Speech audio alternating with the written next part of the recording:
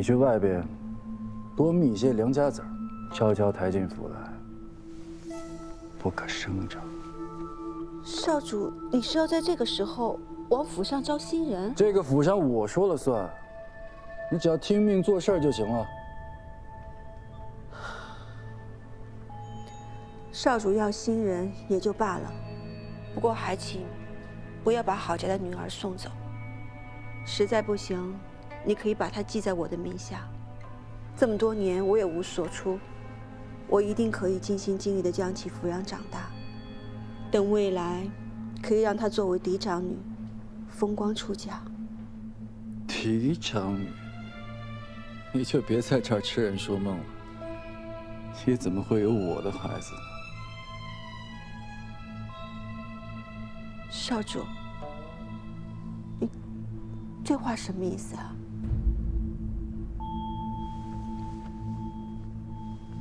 没什么，你出去吧。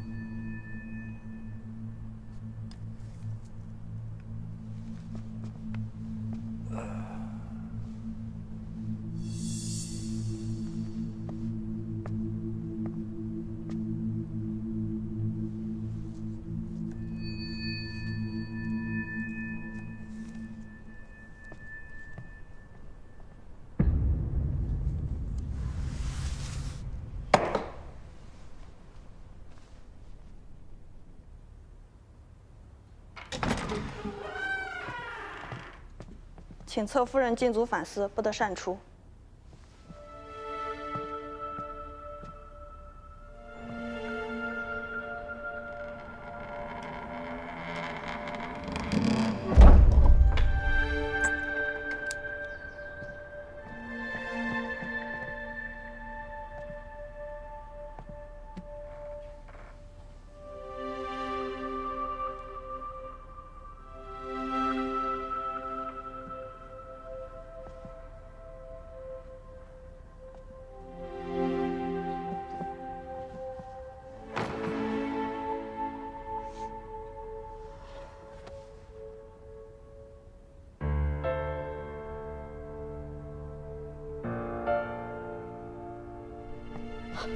夫人，查到了。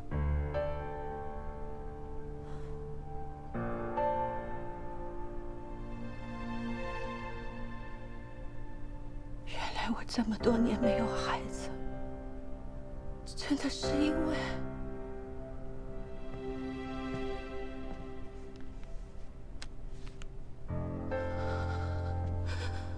张神婆今日来了一趟，又拿这些给了少主房里的人，油菜籽、生地、当归、川芎，这些给夫人用的土方法都查不太出来。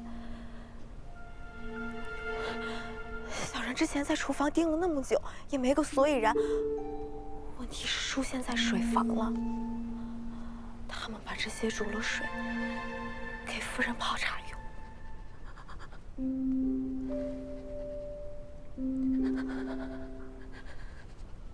夫人，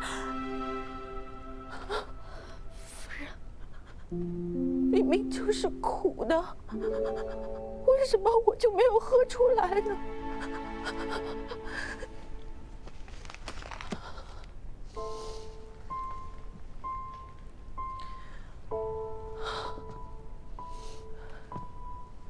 初入府上时，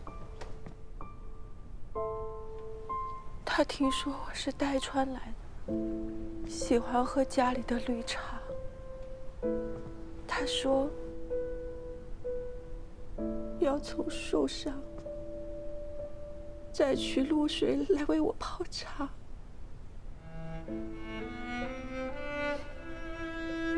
从那以后，我每天喝的茶都是他找下人准备好了的。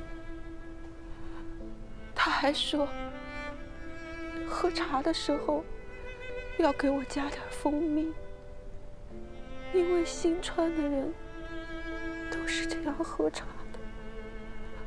后来我才知道，新川人喝茶根本就不加蜂蜜，可是我却以为他只是希望我喝的茶能够有一点甜，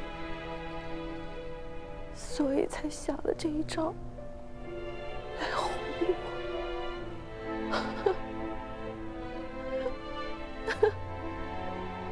原来真的就是哄着我。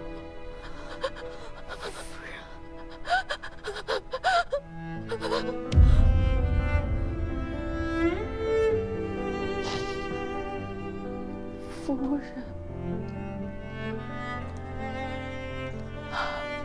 没错，一开始我是想做一个好的夫人，我只想帮他打理好外头的一切。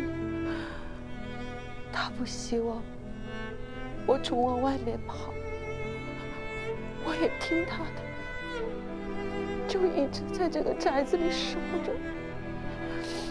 他想纳妾入府，我都忍了。那只是因为我真的喜欢他，我是真的喜欢他，真的喜欢到连我自己都快没有了。只有这个家，只有这个家所有的鸡毛蒜皮，我竟然还相信了。是我不能为少主生孩子，原来这都不是真的。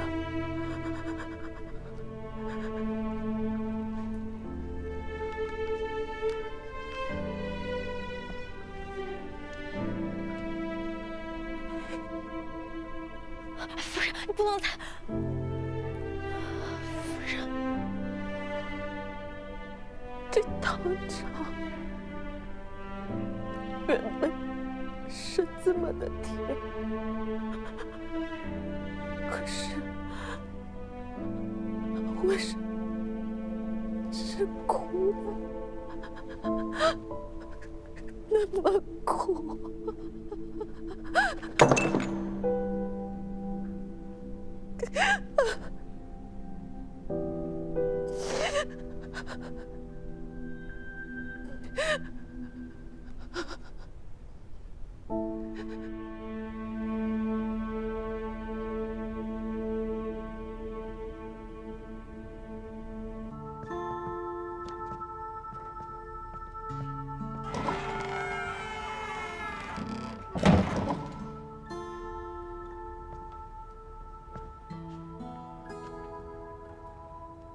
你刚才配合的不错，你这温顺的样子，还真是招人喜欢。这段时日你辛苦了，好好休养。我再来看你的。少主不必来了，少主去忙少主自己的事吧。什么意思？没什么意思，只不过我不想再对一个令我作呕的人摇尾乞怜罢了。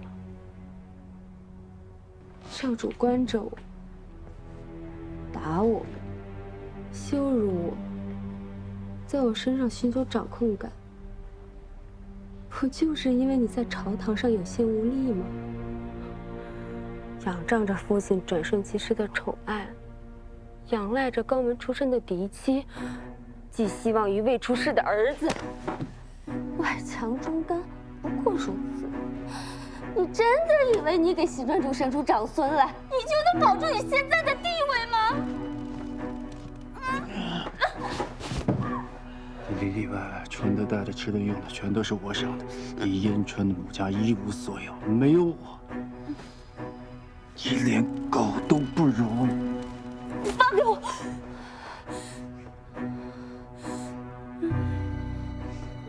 听到实话，你生气了。我就是喜欢看你生气的样子。你知道我当初为什么看上你吗？因为你和赵芳如不同，你一无所有，你只能养我辟邪。你呀，一辈子都只能待在这个院子里，靠我偶尔的怜悯度日。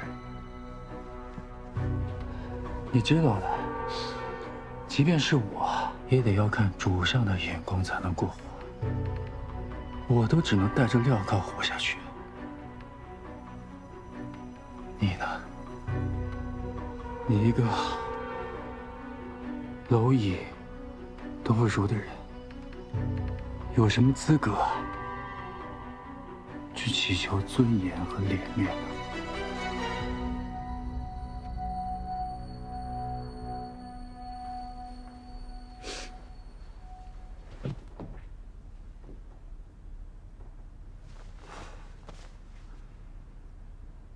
我还会来看你的，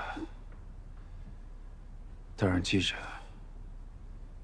下次我见到你的时候，尾巴摇得好看一点。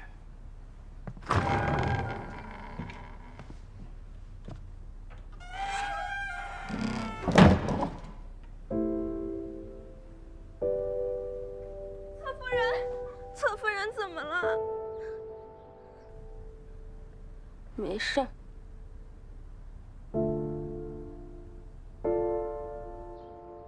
你带着孩子去找夫人，跟她说，请夫人照顾。我累了，想休息，你不必进来了。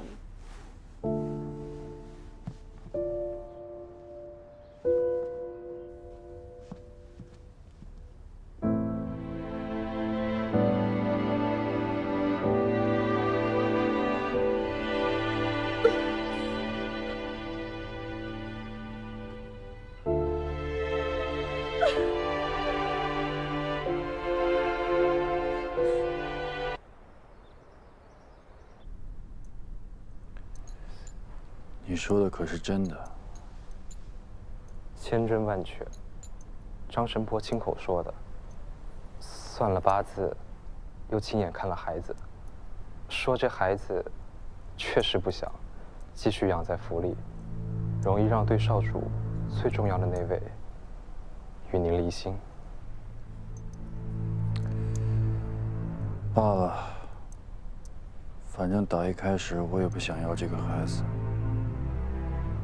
看到他，就会想到他娘那个疯样子，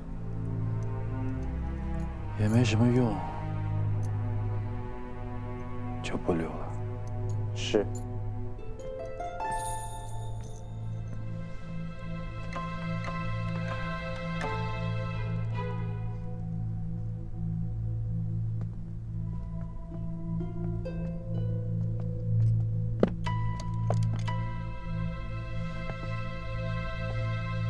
川夫人说你魅惑老五，使他犯上，因我们兄弟不和，所以你才留不得。说什么让你离府清修，不过都是为了维护我的颜面。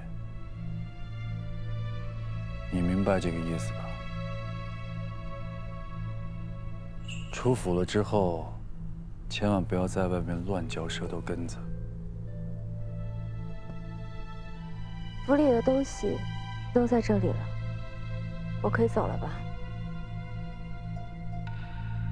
这件衣服是府上的吧？布料也都是府上的吧？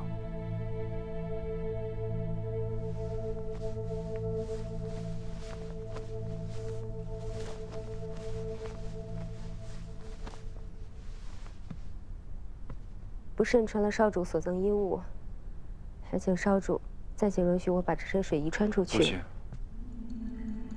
这件也脱下来。少主，脱下来。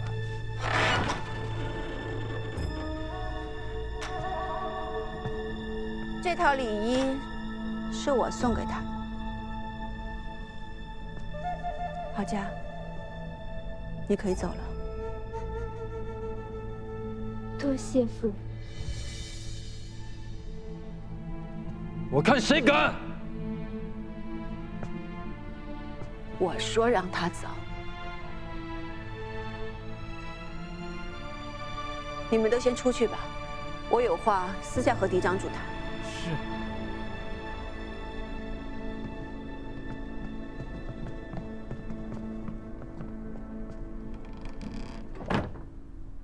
乔芳如，你好大的胆子，竟敢忤逆我！少主，我爹在代川长着20几座矿呢，偶尔忤逆一下丈夫，别人也会劝丈夫体谅的，不是吗？你一直不希望我能够怀上嫡长子，所以只能偷偷的在我的茶里面去放药。你数着黄历，等着自己继位之后，就想把我给休了。如今你我已经是名牌了，不如就这样相安无事的过下去吧。毕竟你也不能炸了我家的矿吧。所以还请少主和我一样，一日一日忍耐下去。你我就这样相看两生厌。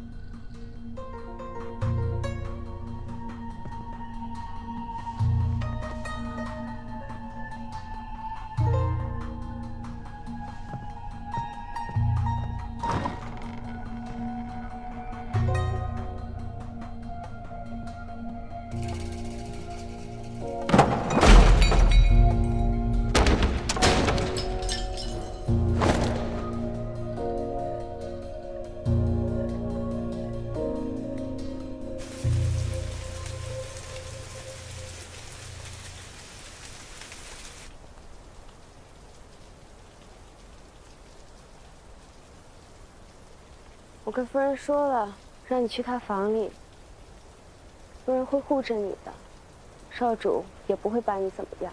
侧夫人，律明也想跟您一起走，可小人的神器在内务厅里。我此番离府，就是不想再接受豢养了。我想像你一样，用自己的双手去谋生。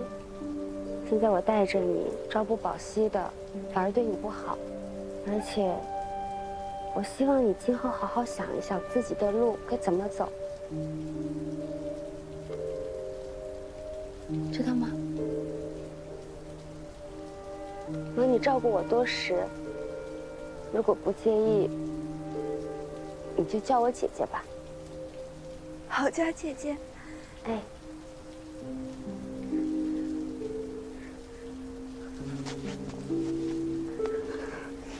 姑娘既让我叫你姐姐，便是平等待我。那律明，定不能让姐姐赤足离开。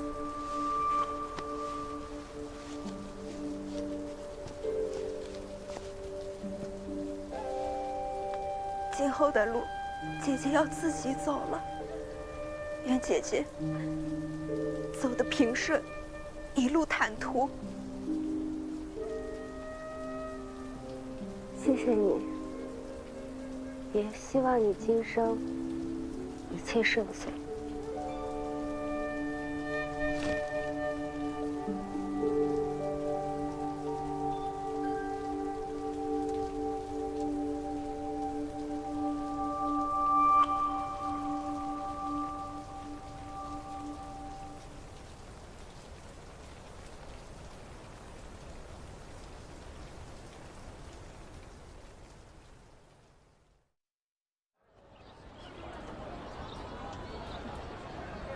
菜来啦！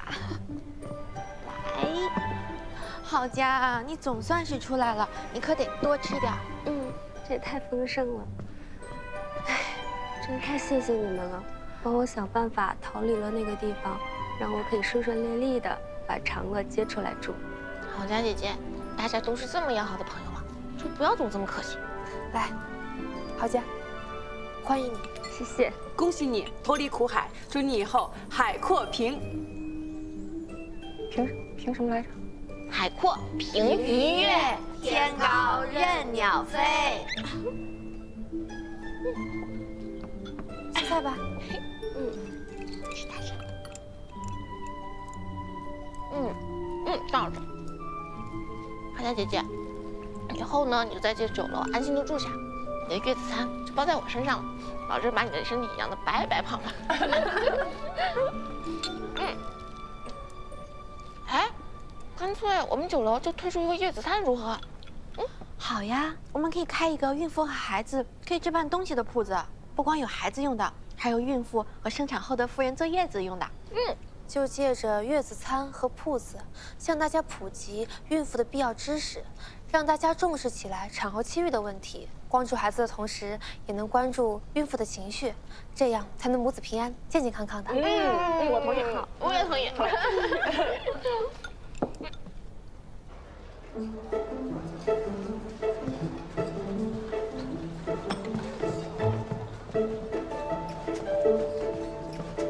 诸位，咱们今天说这个月子餐，嘿嘿，咱们书接上回说到这个产妇气郁，其实呢，这个妇人产后气郁啊，是一种非常寻常的疾病，并不可怕，哎，但也一定要给予足够的重视。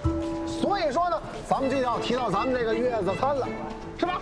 为什么要提这月子餐呢？这月子餐有啥？哎，你们怎么来了？这位是？这是我新找的画师。哦。哎，嫂嫂，三哥请画师是为了画一些图册，说明妇人生产的不易，然后啊，配合说书先生讲述的内容发给大家的。真的？这还差不多。吃的怎么样？味道还习惯吧？多吃点啊，宝宝真可爱。这个角度啊。饼的味道怎么样？是清淡的点，很有营养的。少吃点会有厌恶。话痨板娘，谁是我夫人不知道？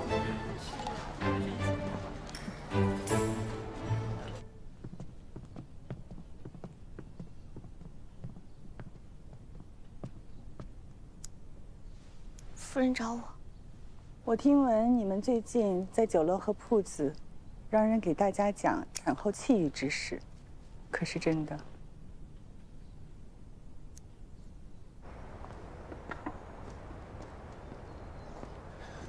少主，少主，哎呀，您可回来了！一大早啊，侧夫人就被何夫人召见进宫去了。有说什么事吗？没有啊。夫人恕罪。我们这么做，是因为经历了郝家姐姐的事情之后，才明白女子生产是多么不容易。若不能让人知道产后气郁之严重，不知道有多少女子会像郝家姐姐那样，痛苦无人问津，只能以死作结。同为女子，我也想为旁人做些事。但凡有一人因为这件事情受到了优待，那便不枉。我也没有怪你们，只是事关新川宫颜面，现在已经有人知道郝家的事了。若是闹得人尽皆知，传到主上耳朵，免不了要降罪的。是我们疏忽了。罢了，眼下呢，主上未有所闻，我呢也全当不知。但今后你们需要谨慎，真闹大了，怕是我也帮不了你的。多谢夫人。来帮我浇点水吧。是。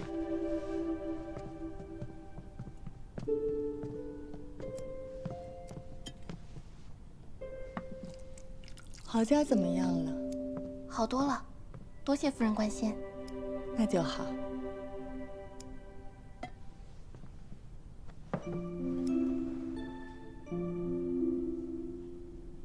当时因为郝家姐姐的事情，来宫里求见过您。您嘴上虽然不答应，但也帮我们向川主求了情。此事还没好好谢谢您。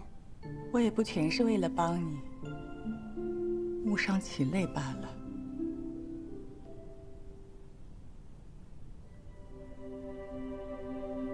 少主说，您生他的时候也有些气郁，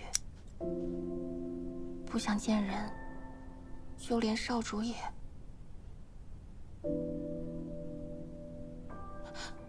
是我失言了。嬴政，他都知道了。他从来没跟我说过。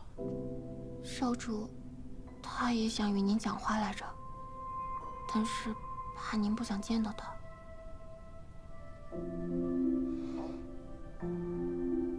是我很对不住他。当年我年纪尚小，就稀里糊涂被送来大选，进了宫还要生孩子。我自己还是个孩子，就要当母亲，很是害怕。后来看到我辛辛苦苦生下来的孩子，跟我长得一点都不像，还整夜啼哭，弄得我无法入睡，整夜的熬，头发大把大把的掉，感觉自己一夜间就老了许多。我没有能力照顾自己，更没有办法把他照顾好。他越哭，我就越想逃，到最后就变得不敢见到他。久而久之，变成了亏欠他。见了郝家姐姐憔悴的样子，我大概能明白您当时有多么的煎熬。女子要当母亲，为了孩子是要舍弃一半自己的，这不是一件易事。或许应该放过自己了。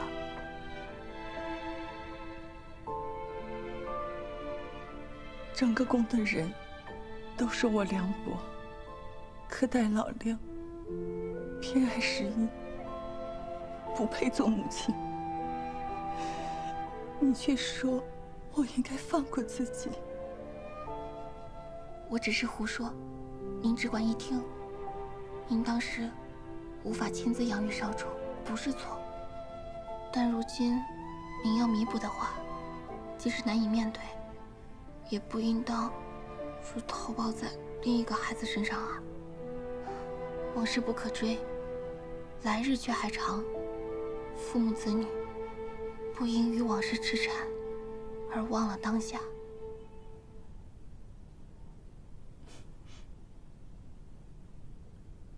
母亲，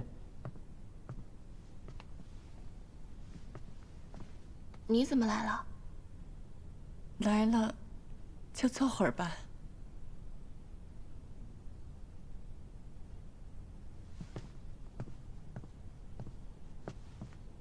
你们聊，我先出去。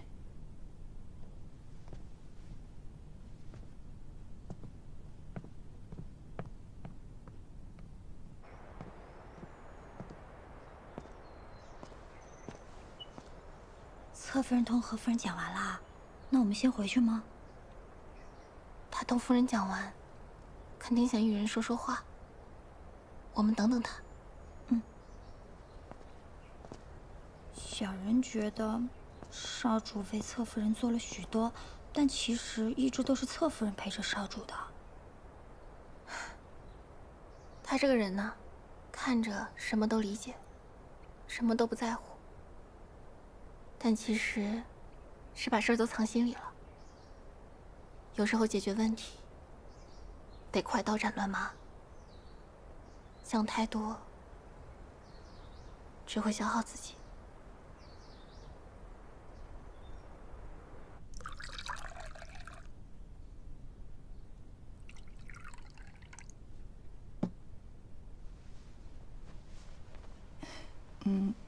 你别担心，我叫李薇来是想提醒。方才那些话，我也听见了。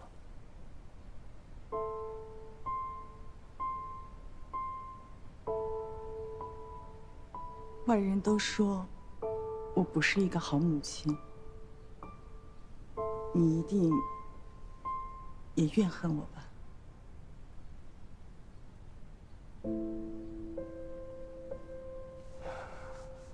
但最近发生的这些事情，让我能理解您当时的情况。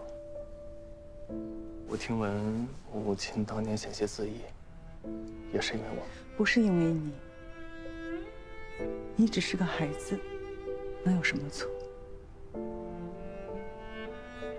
都是我的问题，我该同你道歉。也不是母亲的错，你也不必再为过去自责。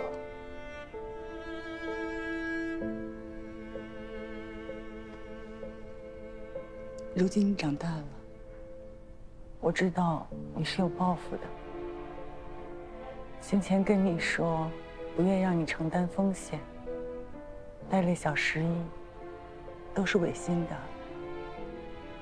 其实，自从生了小11，我才明白怎么做母亲，把对你的愧疚都加倍放在了他的身上。我很后悔，没有能陪伴你长大。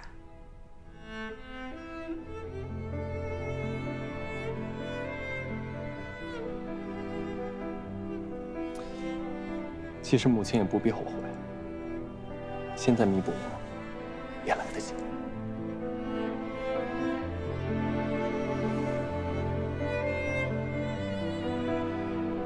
喝茶。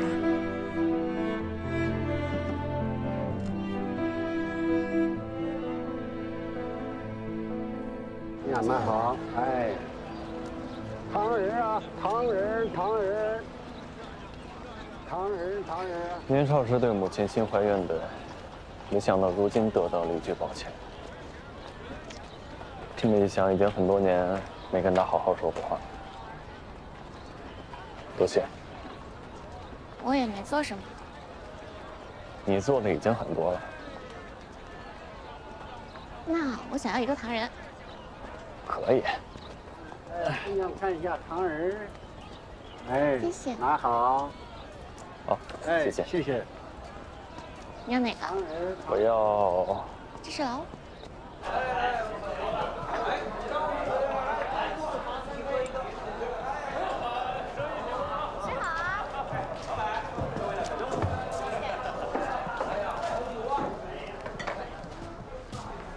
周掌柜。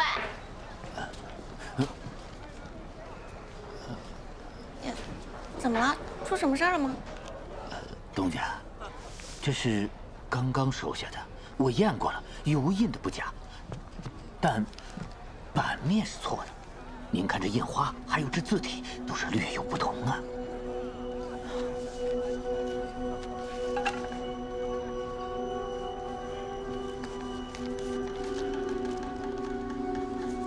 的确是假的。这是目前为止收到面额最大的了。面额最大啊？还有呢？时不时的老有，尤其近日居多。也有客人说咱们找假币给他，最后只能兑换铜钱给他们。我怕日子久了会越来越麻烦的。这箱子会有假币，没想到会有这么多。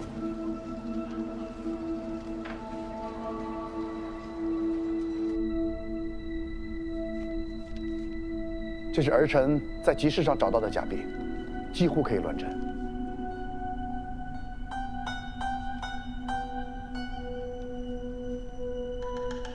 父亲，自假币出现以来，户政司一直都在彻查，只是如今市面上的假币还不算多，暂时构不成什么威胁。儿臣认为，应防微杜渐，尽快彻查。这是我们户政司的事儿，与你何干？是顾命老六与会同意的。几张假币虽然引不起什么风波，但背后牵动的却是整个行川的。户政司领一队人马立即彻查。儿臣领命。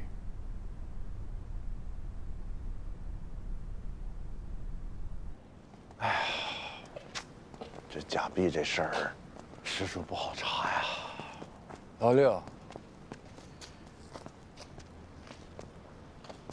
你可知道，手伸得太长，容易为人斩断。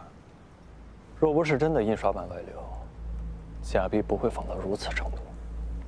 方才我没有说你户政司疏于管理，致使药检外泄，已经是给足你面子了。三弟，要是我没有记错的话，户政司的印刷版是你的人在管吧？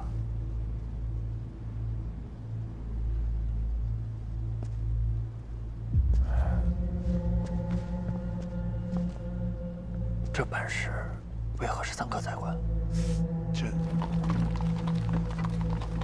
这开始不是我管的，后来二哥说他事儿多，就交给我了。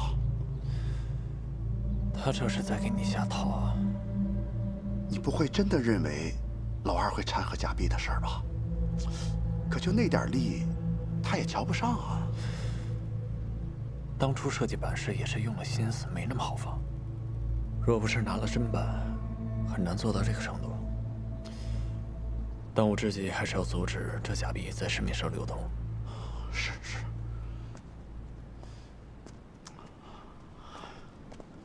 各位，最近市面上出现了大量的假币，大家看一看，看清楚了，分辨一下真伪。若愿上缴，均可在我九川美食会免费兑换菜品一道。真的假的呀？我就收了几张假币，都砸手里了。现在到处都不收假币了，搁在手里它就是废纸一张，还不如上缴了，换点吃的。周老板所言当真？当真呢？我是假币，我要兑换菜品。我任用无了的。哎呀，不急，大家用手中的假币换取我手中的这张号签，再拿这个号签就可以免费兑换菜品啦。我九川美食会的丹川分号即将开业，到时候书店通用。大家还要记住，吃过之后呢，要对我们的菜。有了这等占便宜的好事，大家会更卖力地搜集假币，这样一来，就能尽快地将市面上的假币集齐。我知道你们是为了支持六少主和老三，可是这样咱们可是做赔本生意啊。无碍，等丹川的分号弄好了，我在新川的老乡就有专门的地方可以吃辣菜了，就当庆祝了。这钱我出了。放心吧，不会亏本的。他们吃了免费的菜，但是要对菜品提出意见，这些意见才是最宝贵、最值钱的。并且户政司对大量上交的假币有补贴，我们以假币换菜的方式帮户政司搜集假币，也算是能抵消掉一些成本了。原来如此，只是这上交假币的人也太多了吧？这说明假币的数量已经超过我们的想象。看看，这是这几日九川酒楼收上来的，这新币刚发行多久，这假币就这么多。我算是看出来了，这二哥根本就不想管这事儿。我想跟父亲说，让你来帮我。若你能劝说父亲同意，让我自然会尽力。这你说的，不许赖账啊！好，我这就进宫。哎，不用送我了。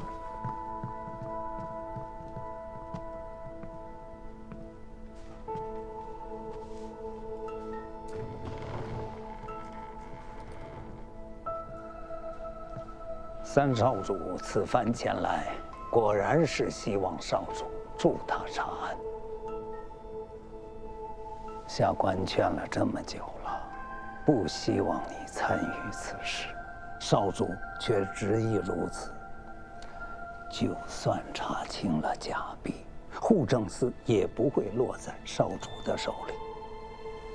彻查真相的美名只会落在三少主头上，事情却是你做的，弄不好还会弄个越权的名头。这新币是民生，没有好处也要做。若只为了自己那3分利，就没有实属，只剩账册了。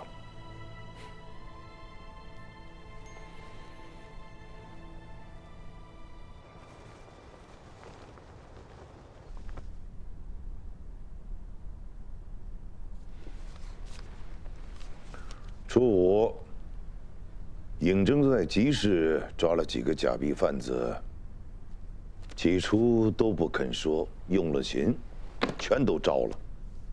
初八，他和老三端了2处公房，抓了几个制板的。初九就起了底了。他们都说认识一个走私贩子，叫陈曦的。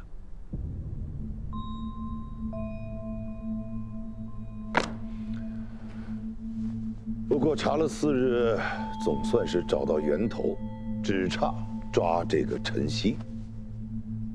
你是怎么回事？父亲，尹征用刑酷烈，听闻对印版贩子用了实刑。他已经跟姑说过了，没真的用，就是把这些人埋在土石里吓唬一下。水粮都给了，人一个都没死。父亲，那也是酷刑啊！嫡长主，你是想叫姑心传刑律不成？儿子不敢。假币的事，姑就交由尹征来处理。你若是始终处理不好户政司的事儿，就与老四一块儿去治理。父亲，回去好好想想吧。是。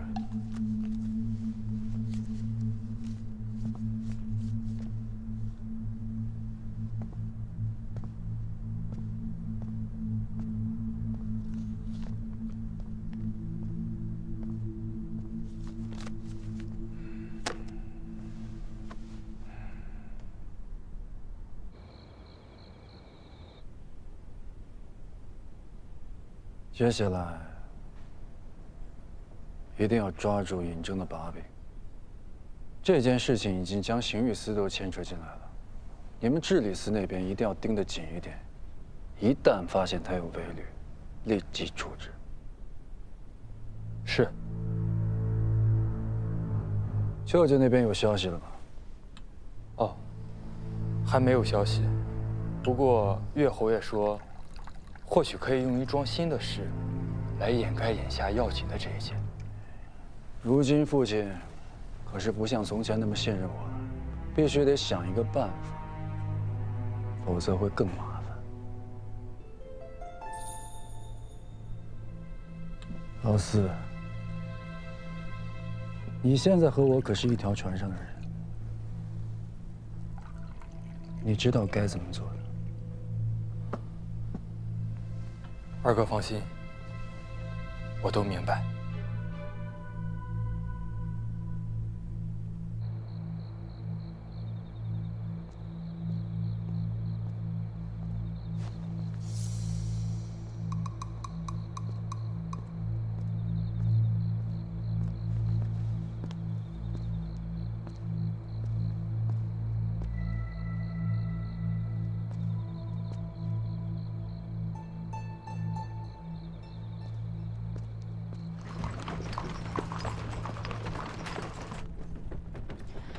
这件事情情况复杂，你不要贸然的掺和进去。当然，我最要向二哥献殷勤，但我没想过要把自己搭进去。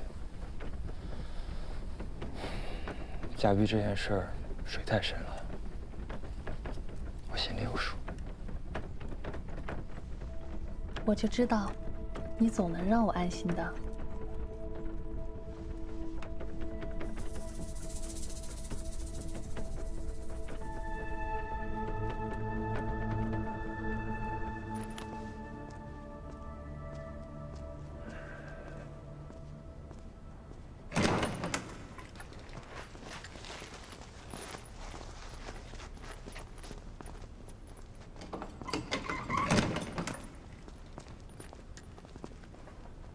老四这次倒是敷衍啊，我以为他会有什么大动作，结果治理司就写了几封弹劾，说你用酷刑，再就没了。我这可算不上酷刑，他弹劾不了什么，放心。哎，你说你平时跟小绵羊似的，这回怎么这么狠啊？你是不是一直在压抑自己的兽性？哎，你这话说的，要不下回你来？不，你来。哎，他说什么了？都是晨曦的人，说他跑去代川了。代川？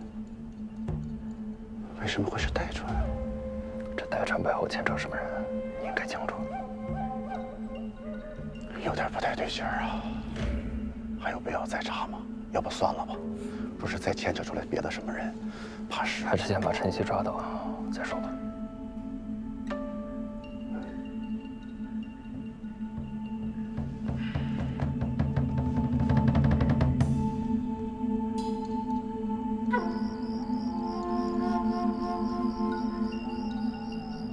此处已出行船，你只管护好自己周全，其他的事情我自有办法。你呀，日后必有前程。日后，我可等不到日后。您答应我的，莫非您忘了？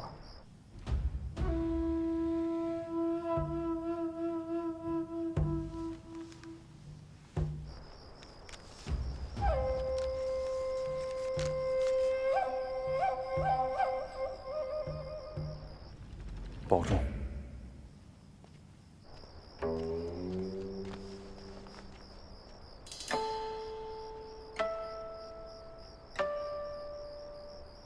务必在天亮前赶回都城。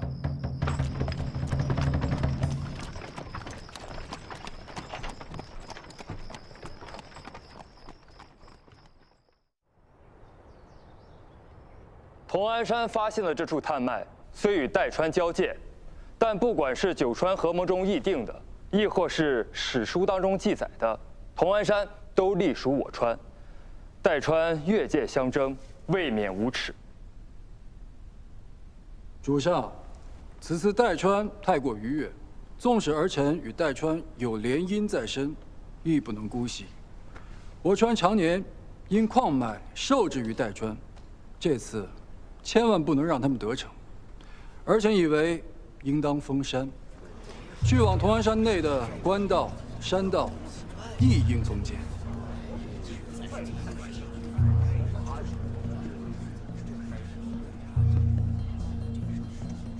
主上，同安山与三川交界，恐怕还需要六少主以九川事务司的名义告知两川。是。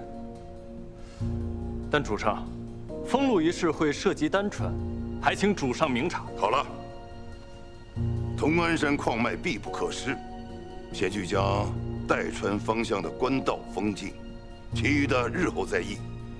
但此次绝不能让外川添烟进战。是。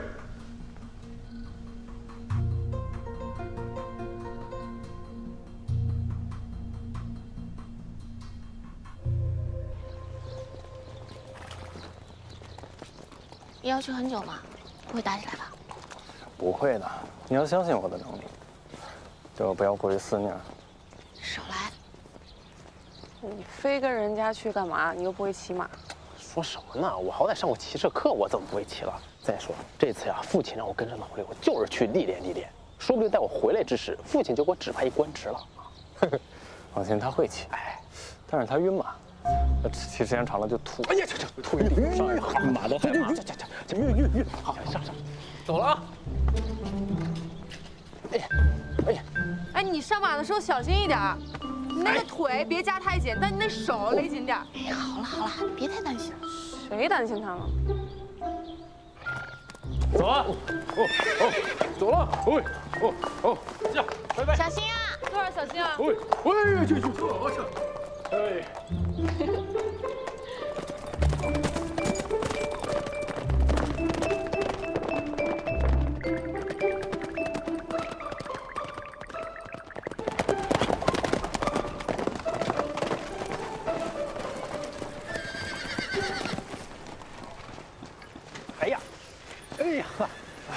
哎呀，真不错啊！哎，我果然是一个驯马的天才啊！看多乖，这一路上，以后上班不能笑我。哎，对，老刘，你最近不是在帮三哥查这个假币的案子吗？你说这个时候二哥提议父亲让你来代川处理这件事情，是不是不太妙啊？连你都看出来了？什么叫连我都看出来了？我看起来很愚蠢吗？不过也好，可以查一查晨曦的下落。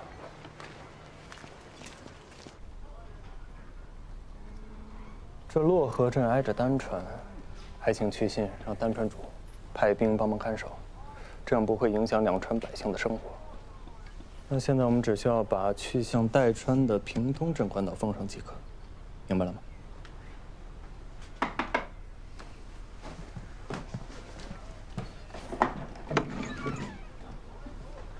哎，你不是丹川那个女官吗？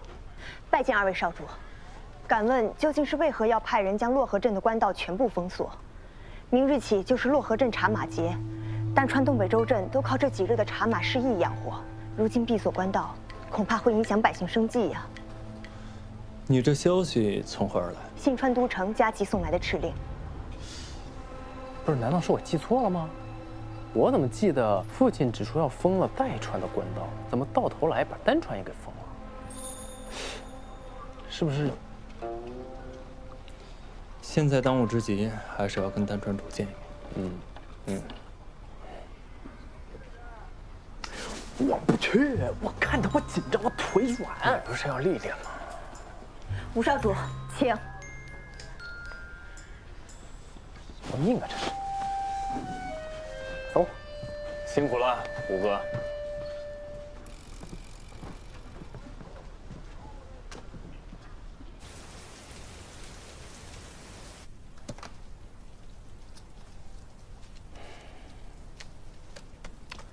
封路的公函已然发下去了，以老六的性子，会作何决断？让父亲签发封路公函，就是给了他一条死路。若按制行事，这点时日可不够他来回请示的。弹劾的折子已然备好，待老六动作的消息传回，随时都。二哥放心，够大的。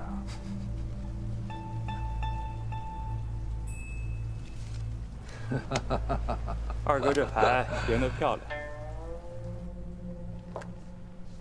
代川虽然已经有所表态，但矿脉不容有失，还是要严查关卡，不能让任何代川细作进入我新川境内。是，去吧。哎呦！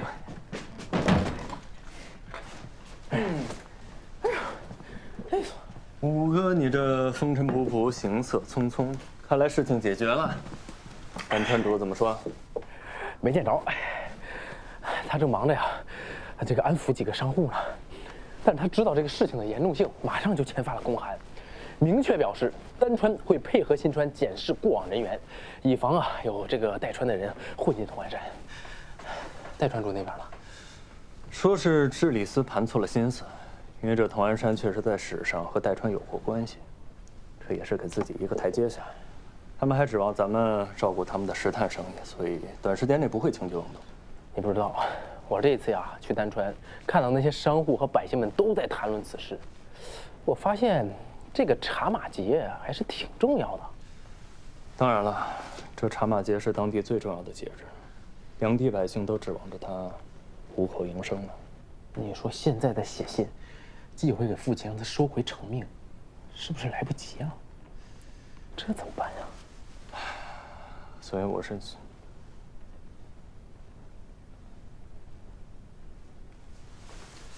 五哥，你怎么想？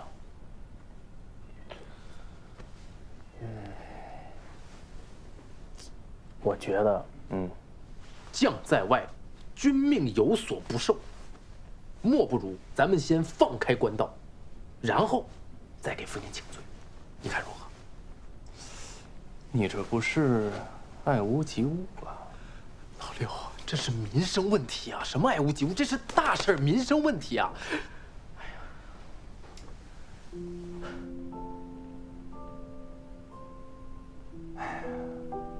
哥，你成长了，成长了。其实你早就有主意，你就试探我。哎，吃块饼消消气，甜的。哎，你之前说在这找那个什么溪，是不是还要再盘桓几日啊？我已经派人去查了。咱们明日还是先回去给父亲一个交代。对，虽然你已经跟代川谈妥了，但是还是要跟父亲说明才是啊。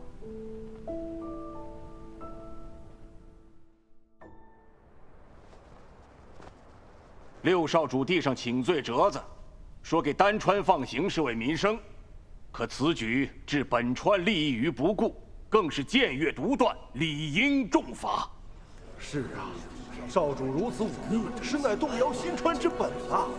对呀，新川少主怎可偏袒外川？这个可少主也是为民生着想啊！哎，虽情有可原，但罪不可恕。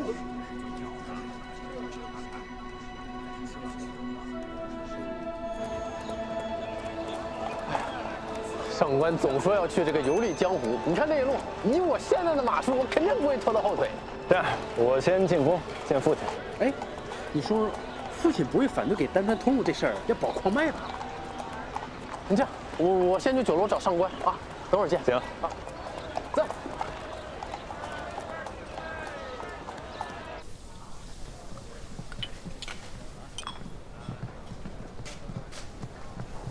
哎，老九。哎，五哥，你在这干嘛呢？我给郝家姐姐送点燕窝补补身子呀。就这个啊？我看。哎呦，哎，你这个东西靠谱吗？当然了，就不给你吃，哪来那么多问题？就是问问，你这东西要真不错，你也给我点儿。就那么一点，我特地给郝家姐姐准备的。哎，你不是刚从代川边境回来吗？你怎么不进宫，还跑酒楼来了？你最近来酒楼来的也太勤了吧？我勤吗？啊。有人天天在这儿，我不来这儿，我见不着人呢。我谁呀？不是，你该不会还对郝家姐姐有什么想法吧？你可别对不起五嫂。你胡说什么呢？你在这儿？那你总来酒楼干什么呀？别跟我说你是来看五嫂的，谁不知道你们两个感情不和？行，你看啊，你说让我别对不起上官静，又说我俩感情不和，合着什么话都让你说了。那你说郝家姐姐出府。宫里也有人传跟你有点关系，就算你不喜欢五嫂，但也是定下的姻缘了，你得收起那点花花肠子。谁跟你说我？不是你是哥我是哥呀，你还在那儿，你在这儿长篇大论。行，你忙我回去。我说这么好，哎，上官，哎呀，上官，哎，上官，五少主，新川主有请。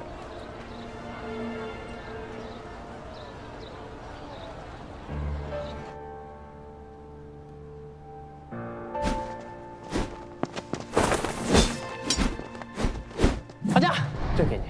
哦，我不用，我没事儿。你就不能温柔点儿？郝家又不会这样。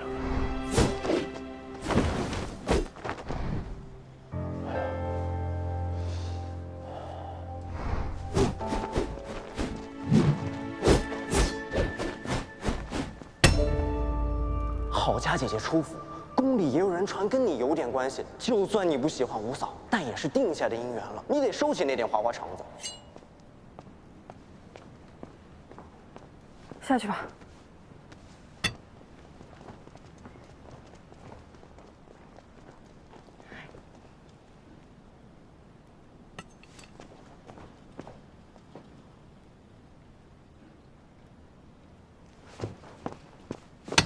喂，你在不在里边？我有话要跟你说。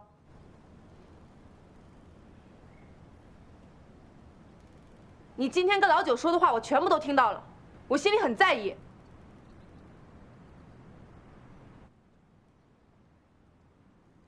但我还是要跟你说清楚，你心里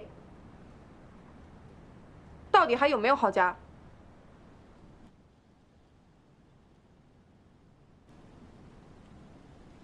我跟你说话呢，尹琪，你听没听见？夫人，不好了！夫人，不好了！近日少主进宫问安，迟迟未归。方才小人去问，结果听说五少主跟六少主被扣下了。什么？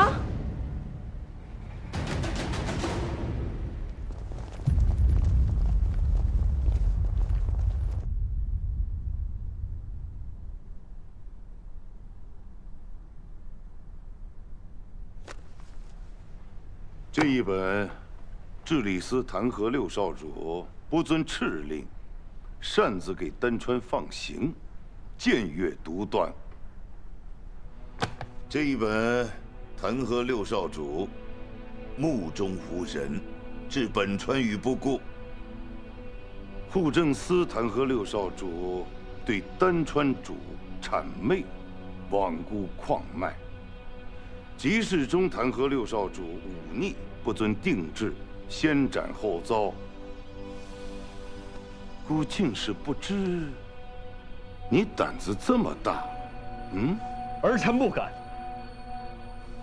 封路一事事关民生，时间紧迫，所以儿臣斗胆倒行逆施。老六，你的请罪折子孤都看过了。你要说此事是因为你一人所为，孤定然不信。老五这丹川女婿就全然不知吗？五哥确实全然不知，他性子淡薄，甚少管事，你也知道。父亲，儿臣也以为此事绝非老五所能决断，外臣皆知。此事由老六负责，他居然敢越过父亲做出决断，莫不是他以为自己比主上更懂得拿捏分寸？嫡长主也不必夸大其词。主上，丹川主已经同意会严查关卡，不会让任何代川探子入境。老六啊，那你有没有想过，孤为什么要在茶马节开始之前封禁官道？洛河镇茶马节鱼龙混杂，若代川有心害一个探子混入其中，再经由丹川潜入同安山，涉及矿脉，你待如何？这些你是不会想不到的。那究竟是刚愎自用，还是存心抗旨？代川老六本该与代川主周旋，这才是九川事务司该做的事儿。而如今六弟失职，儿臣无奈也只能适机从权，自行与代川交涉。你与代川交涉？你何时与代川交涉？儿臣的岳丈乃是代川矿主，他已联手其他矿主说服代川主放弃同安山矿脉。如今事情已成，这是回函。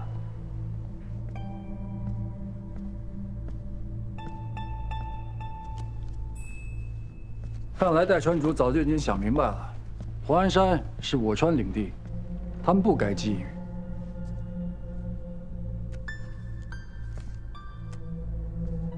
老六，你是新川的少主，不是丹川的少主。此次父亲派你去同安山，是为了让你保住矿脉，与代川斡旋。而你所做之事，与抗旨无异。但好在，大家都是自家人，请罪折子道一声僭越，也就可以高高抬起，轻轻放下。老六，你可知罪？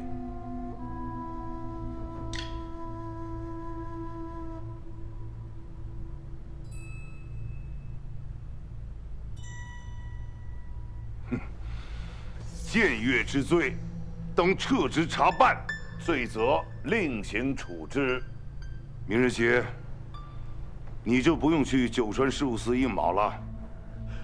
父亲，不可呀！父亲，老刘确实与代川多次交涉，而且二度撤职，众人会如何看待六少主啊？父亲，请父亲明鉴。其实，私撤丹川路禁的是我，这跟你有什么关系？儿臣是丹川主的妹婿，急于维护一姐，才私自做了决断。老刘什么都不知道。父亲，老五。你撒谎，你要找几个合适的理由。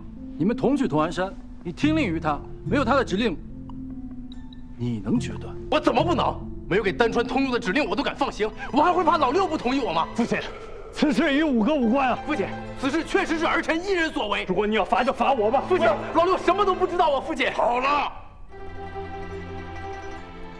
来人，在，将五少主、六少主拖出去杖20，关入监室。是。父亲，你要罚就罚我一个人吧，老六什么都不知道啊！父亲，父亲，老六真的不知道，父亲。